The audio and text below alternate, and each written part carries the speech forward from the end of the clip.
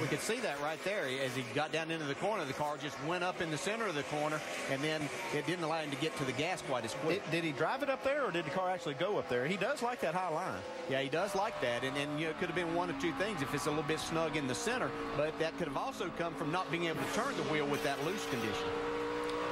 He said on the pit stop when he came in. Every single exit of the tunnel is just chasing the right rear. That's all you're doing. Yeah, he was complaining the car being really loose in 3 here. That's when he came down pit road a moment ago. Let's watch him. Yeah, you can see he's really chasing the back end of the car. The exit of the tunnel and the exit of turn 3 are places that you want to be wide open in the gas early and be able to carry that momentum off the corner. But when that back end's kicking out, you have to be really careful.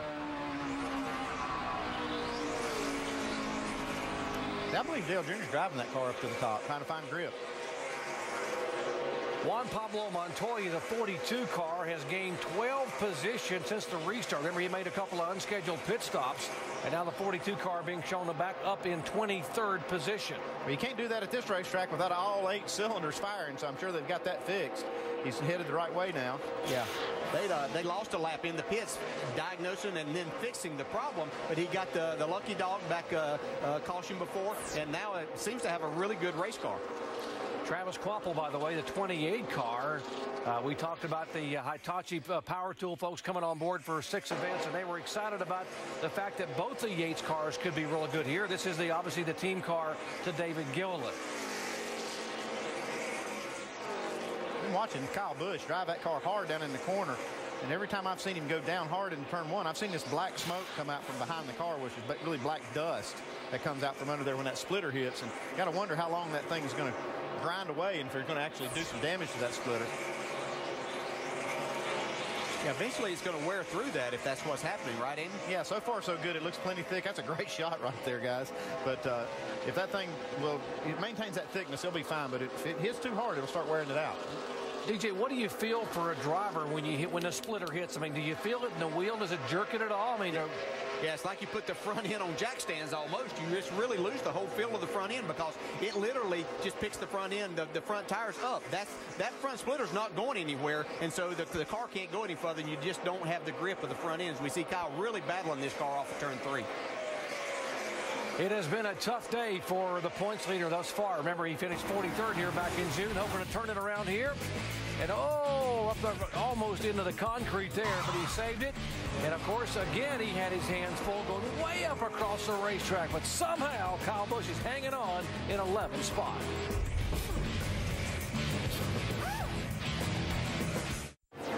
Take a look at our AT&T Crew Chief Challenge. The question is, which of the upcoming tracks will have the biggest influence on Chase Point? Is it here today at Pocono, next week at Watkins Glen? Is it Bristol or Richmond? To play, text CREW to 191 from your AT&T wireless phone. Standard text message rates will apply. I know what my answer would be, but I'm going to wait and see how the voting takes place. Well, Mark Martin is our leader, so why don't we get you up to speed? Let's talk about Mark, starting with Mike.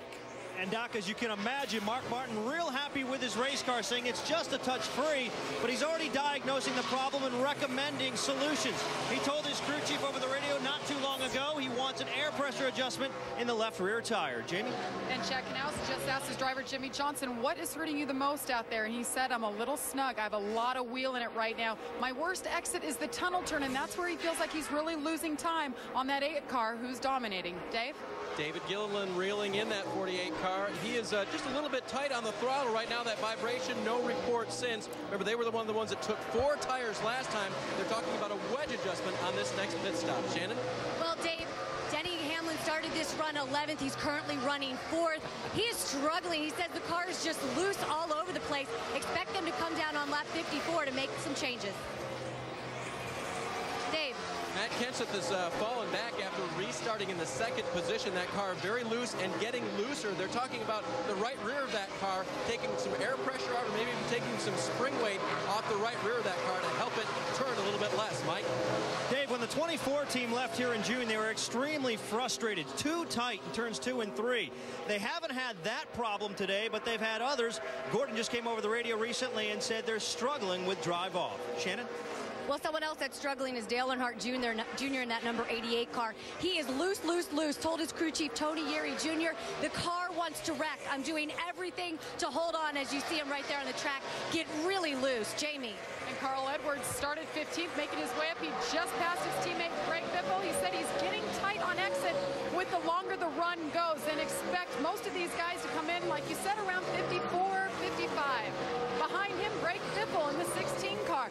This team told me they're all about the defense right now. They need points. They need to stay in this points position to go into the chase, but they do not have a win yet this season. Greg Irwin, crew chief, told me a win would be everything right now, as much as they're trying to play consistency.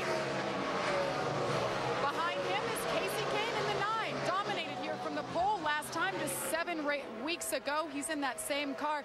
Casey said he's really tight. They came in on that last pit stop, Doc, and they made all kinds of adjustments on it. Right now, though, it's staying with them, and he's staying in the top 10.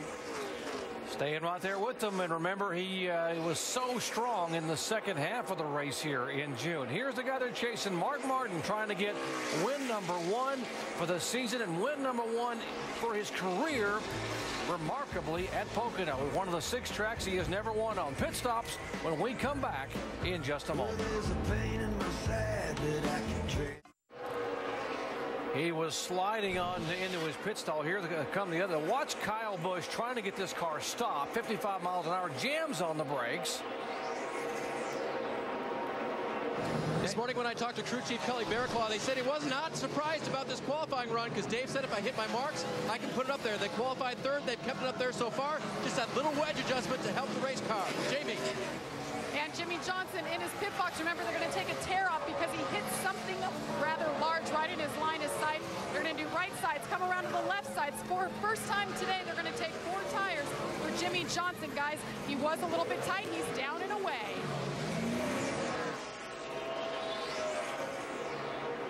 David Gilliland in. There's Jimmy Johnson. Jeff Gordon in. Casey Kane exiting pit road. Again, these are green flag pit stops. They pitted on lap 23, 30 laps ago. Shannon. Yeah, Clint Boyer really struggling in this race, guys. He was all the way back in 40th. Car is still too loose. They're getting on top of the track to try to fix that. Clint Boyer. Mike. Your race leader on pit road now, Mark Martin. Little bit too free. They're going to make an air pressure adjustment in that left rear tire. Also a 4-tire change in Sunoco race fuel. Other than that, Mark very, very happy with his race car. Shannon? Yeah, Dale Earnhardt Jr., I told you he's been really loose. You see the wrench go in the back there. Those guys are going to go to work on that car. Take 4 tires for that number 88 car to try to tighten Dale Jr. up.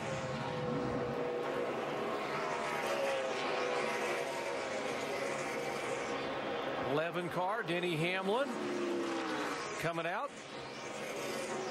Dave. You see the yellow and black car, that is Matt Kenseth exiting pit road. They took on 4 fresh tires. They pulled a spring rubber from the right rear spring to try to help that car not be as loose.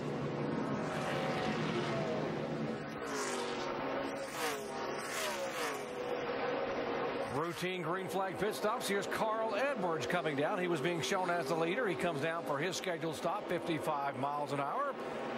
Bob Osborne and company should be putting 4 fresh Goodyears on his car.